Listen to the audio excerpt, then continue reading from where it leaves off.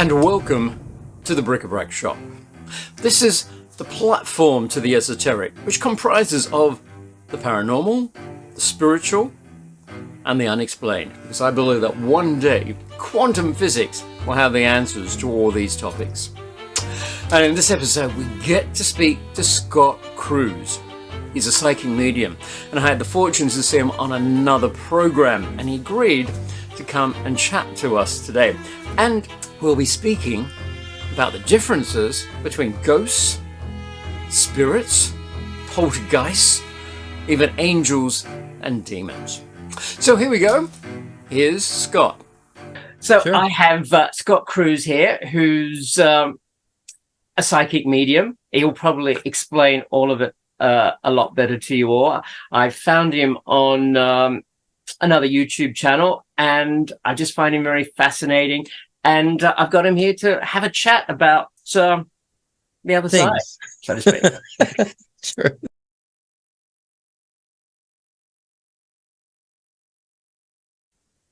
What is your definition of spirits and ghosts? And is there a difference? And sure, yeah. And all the other things like Sure. the soul. What Sure. would your definition be of each of those? And the other Again, from my perspective and experience, right? Because we all can't really verify this, and so, but a lot of us have who've dived in and spent so many decades studying the space and living the space. You know, we all come to very similar conclusions. And the soul is us. Like, our soul is who we are through every life that we've experienced and will experience. That is the root of you, and the root of me, and the root of all of us. The spirit is, I would say, an essence that's created from whatever life. Now, from this physical life, we'll create a spirit version of ourselves, which, of course, they can be connected upon the afterlife, and we create a different version of our spirit that is also part of us. So we have so many different spirit versions existing right now, and because of all the different lives we lived. And so that would be another dynamic of us, is the spirit version. And now what we call ghosts, well, it's very complex, when it comes to these things, not so black and white. What I consider ghosts to be, and I think I said this with Christopher on his show, that if you think of like ghosting on a computer, there's like an image that's been there too long, and then it like kind of does a ghost effect on the screen, right, that lingers around, even though the image isn't there anymore. Yeah. So I would say, depending on the location and the extremity of whatever's existed in that location, there will be ghosting of apparitions, people that live there. Because why is it always a ghost in like these Renaissance outfits? How come ghosts still wear like hip hop clothes, or what I'm saying, or rock? It's always like from this Victorian period. And I would say, again, because they were very influential times, but their image has got kind of like ghosted into reality in a sense. It's an energetic, I would say, representation, and what we call residual energy. So there's a lot of residual energy. So a lot of people, connect with residual energy, think it's an actual soul or a spirit, and that's not true. And then a lot of times the spirit can come through at that time too, more tapping into the residual energy, and then there could be also a cross connection there as well. But very rare. I would say we're never really connected with the soul in those circumstances. When we talk about like ghost hunting shows and paranormal investigation, you're never really connecting with the soul of an individual. It's usually the ghosting residual energy that you're picking up on, that's kind of encoded in reality, or the spirit version connected to it. Right. So the spirit version is when you can actually have a conversation with the ghost. Right. Yes. Yeah. Like you can get information, and, and a lot of times, and that's one thing I realized as a medium, because I'm like, what if the soul's doing something else? How am I always able to connect with, the spirit of someone? And I realized because we have different versions. We're multidimensional this way. It's fully proper. And so when we say we connect to spirit, it's that representation. Right. Of a soul experience, or a specific version of the soul. Okay. Complex. Right. So it's basically, complex. you could say we have a soul, and yet we break off into spirit versions with every lifetime we live. Yep, that's right. And that's why people can sort of like, what's the word? With the seance, bring someone back. That 100%. Yes.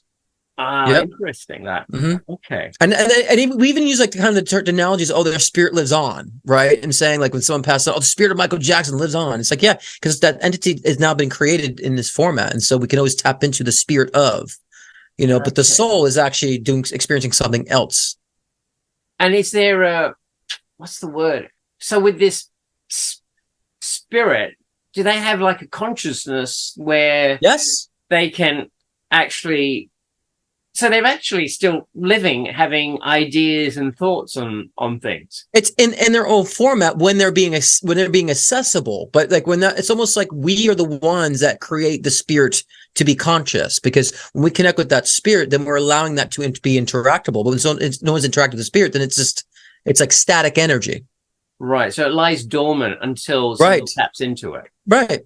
It's kind of, if you think about it, it's kind of like the essence of reality, where they say, reality is this physical illusion that it only collapses when we and they say in quantum mechanics, when you observe it, then that's where it becomes physical. And when you're not observing it, it's just static energy. So the spirit version is very much like that. And it is connected still to the soul. So it's not like a disingenuous connection. It's still an active, almost like a creation that we've created of us, like as if a mom creates, gives birth to her child. Right, still an extension of the mother, but it still has its own personality, its own conscious interaction. And so I would say our spirit versions are like our children per se, right? And they will still exist to breathe. Would you actually say that this sort of like spirit will finally disappear, like in future generations, when no one actually knows that this person ever existed, so no one will be calling that? I don't know. I'm not sure about that actually, but it depends on the impact that spirit has made.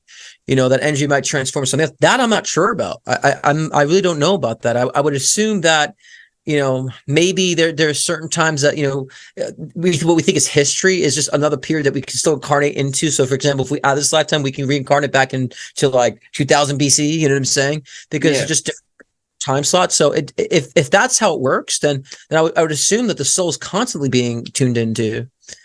But we can't change time, though, can we? Well, I mean, time is a human structure.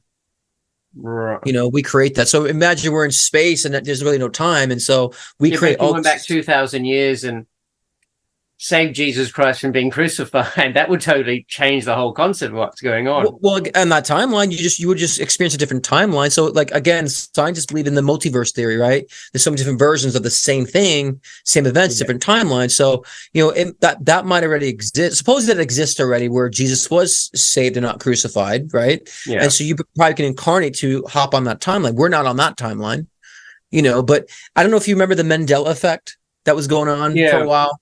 So it's like, I believe like some part of that is true, that, we all kind of shifted, especially with the fall of 2016, human consciousness really kind of took a big shift. Right. So, and has continued from there. So of course, there's gonna be a lot of glitches and, differences in our reality because we've changed the timeline drastically. So there's gonna be little variables of changes within reality. So I think that the more what they call quantum jumping, the more we make the greater difference within our consciousness, then reality will make a greater change too.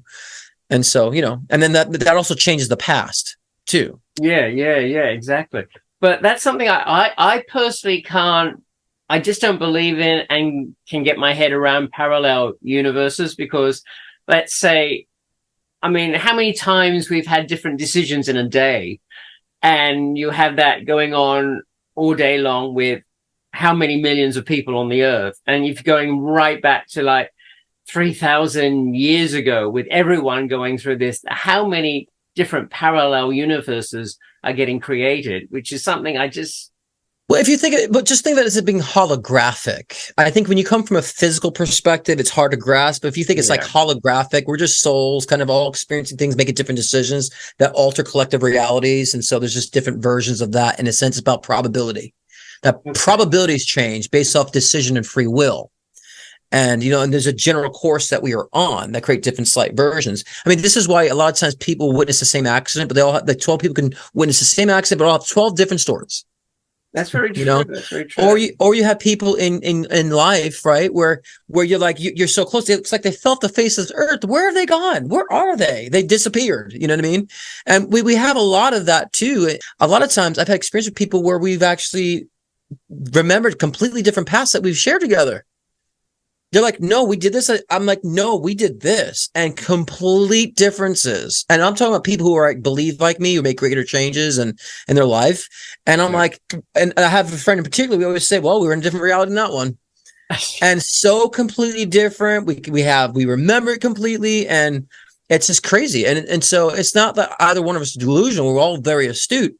But we just know that we both are changing, and so it changes our history to a certain degree too, and then we kind of come back on the same trajectory. But again, it's holographic.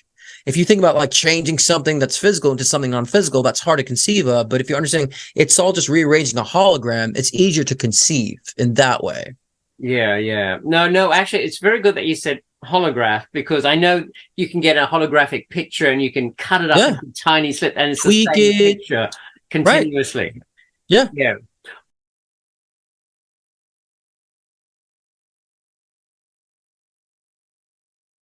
With a poltergeist, is that like a spirit or a ghost, or is it built up energy? I like to say it's like a shadow entity created by someone who has abilities or has trauma.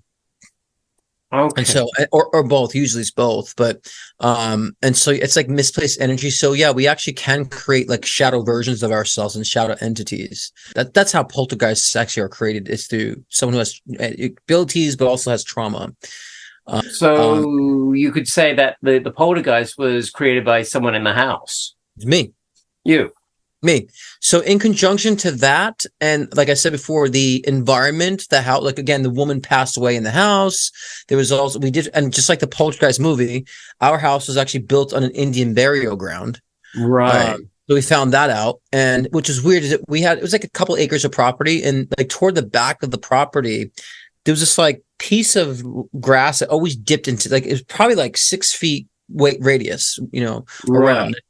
And it would always just sink deep in, and it would smell like something dead. And so my dad would always like refertilize it, and it would always go back down to that state. We're like, because my dad's a handyman, and he's like, what is this? What's going on? And so we just left it alone, so it could have been some sort of vortex or something. I don't know. And so, and so again, a lot of times when we resolved the trauma, because it followed me as I got older. And then once I kind of resolved my trauma, came to that, that state where I was letting it go, then so did the entity.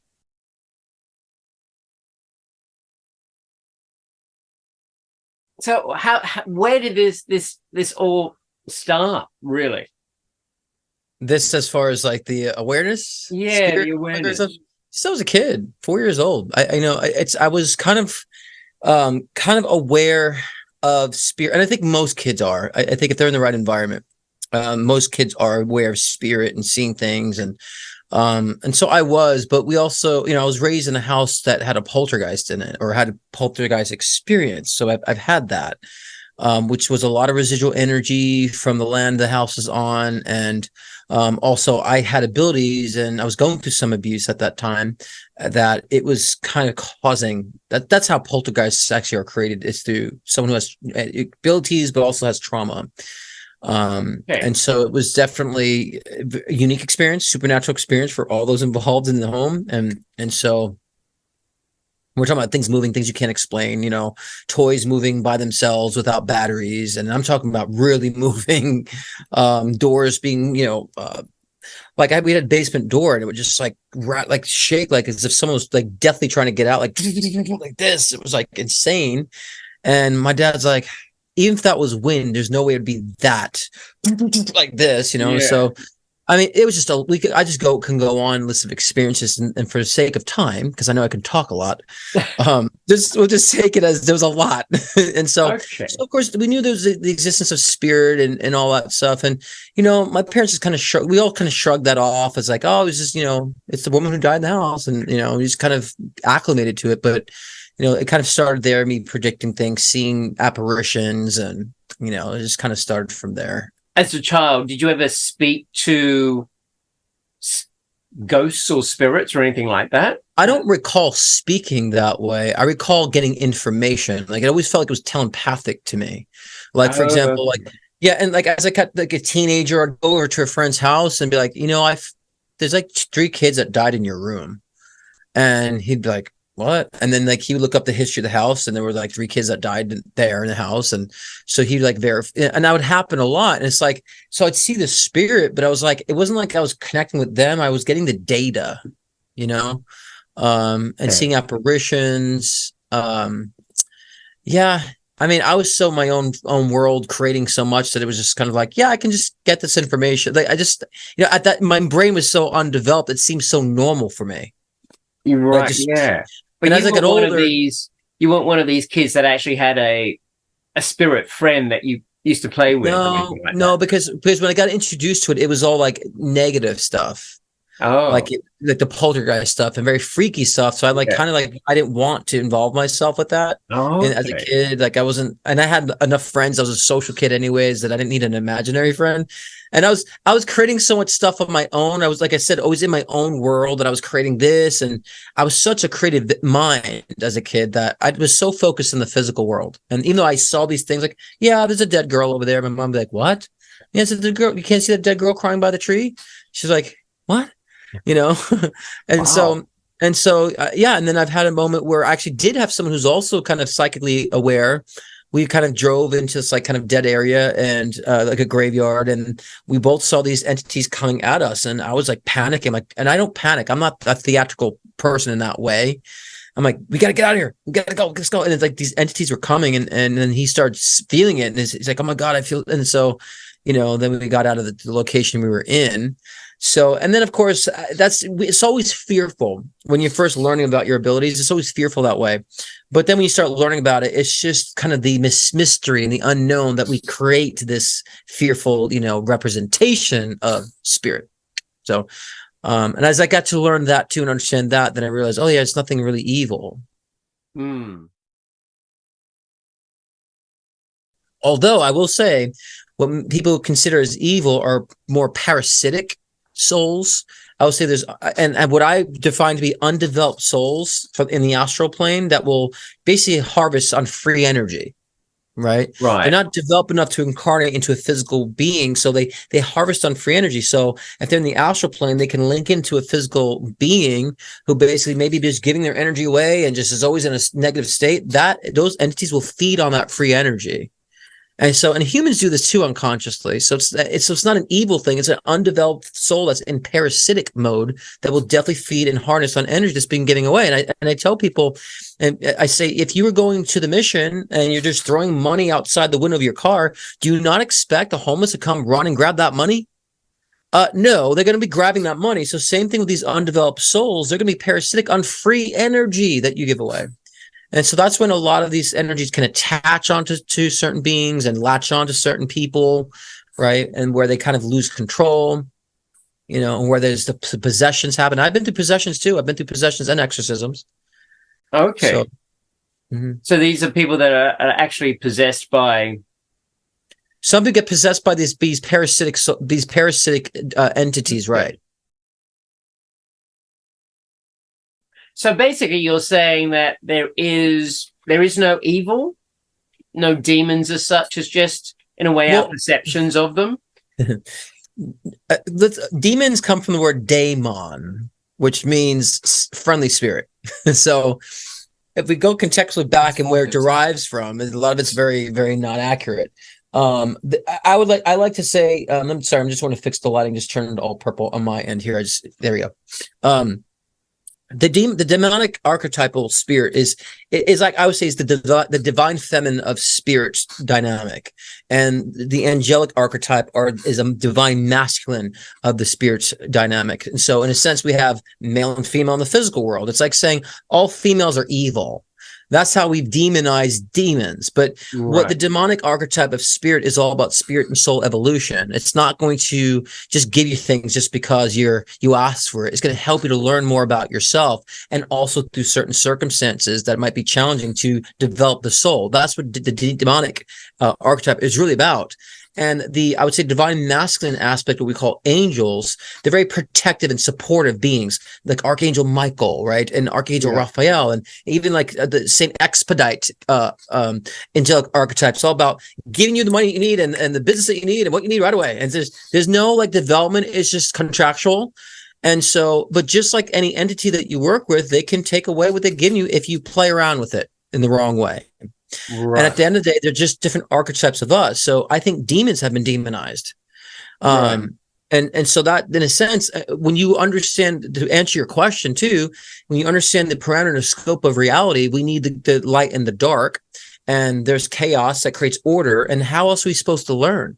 So from the soul and soul level, there is no such thing as evil, because all different experiences for us to learn and develop, that we need the contrast. And so from a human perspective, oh, they murdered someone, that's evil. It's like, well, if you come from the soul perspective, you don't know the person being murdered could have been Hitler.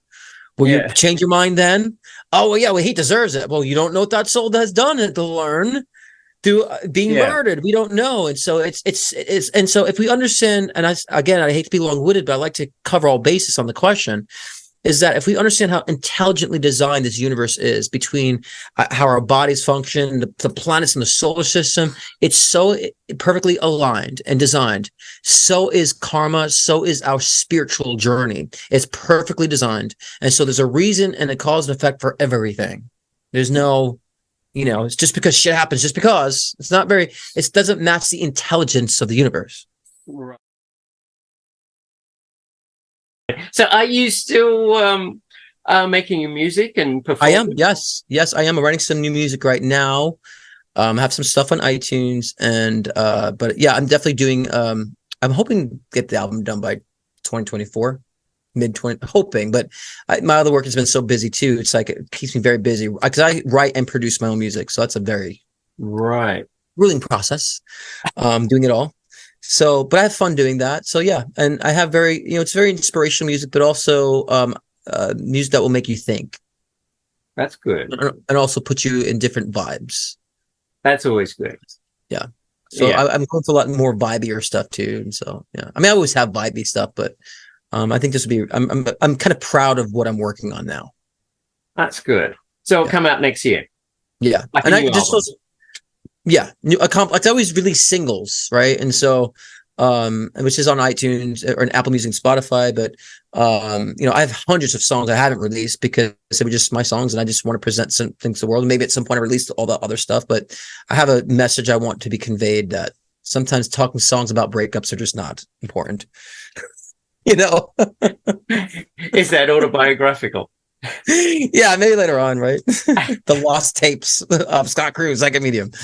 I don't know, but it's always been, I never thought about fame when it comes to any of my work. I just enjoy what I do, and I just let it evolve the way it needs to evolve without the conditions of it has to be this. I want to grow it. I want to expand it. So I'm doing that, but I kind of keep in the moment and seeing how it directs itself. And where can they find your music? On Apple Music and Spotify. Music? Just Scott Cruz. Scott Cruz. Yep, and you can stream that stuff there. The latest is my song "Culture." It's and crazy. Crazy is about just having fun and about kind of like tuning into the soul, but it's really about letting go and letting the soul drive the show. That's kind of the undertone, but it's all about being crazy, letting go, but tapping into that power. But it's more lighthearted in its lyrical content, so it sounds more simplistic. And culture is about building a new culture, building a new culture, and one that's more without boundaries, being in sync with nature, and so it's kind of vibey. And so that's my last two, but those two will be actually on that album too. So, okay. And you give readings as well. So you're available for readings from your website? Yep. They book online, scottcruzpm.com. I've been doing it professionally for 12 years now. And, of course, had TV exposure too. They could find all the videos on my site too. And I open up month to month. And so, yes, I do regular readings, I'm a health medium, so I can actually read people's, what's going on with their nutrition, deficiencies, all that stuff, and their life trajectories, relationships. I also have an intuition builder session, helps people develop their abilities, and as well as mediumship to help people connect with those who've crossed over. All right. Well, thanks very much for that. It's been a pleasure. Thanks for the plug. You're welcome. It's always good. And if I have any more questions, I'll get you back on the show. Yeah, absolutely. I appreciate you having me. It's been a pleasure. Great discussions. I like how you think. And I know you pretty much agree what I'm saying. I just elaborating it more in detail, but I think you're pretty much on board what we were saying about manifestation and all that stuff. So yeah. Well, thanks very much. Thank you, Tom. Thanks. Talk soon. So until next time, please join us again and stay well and happy. Thanks for joining us.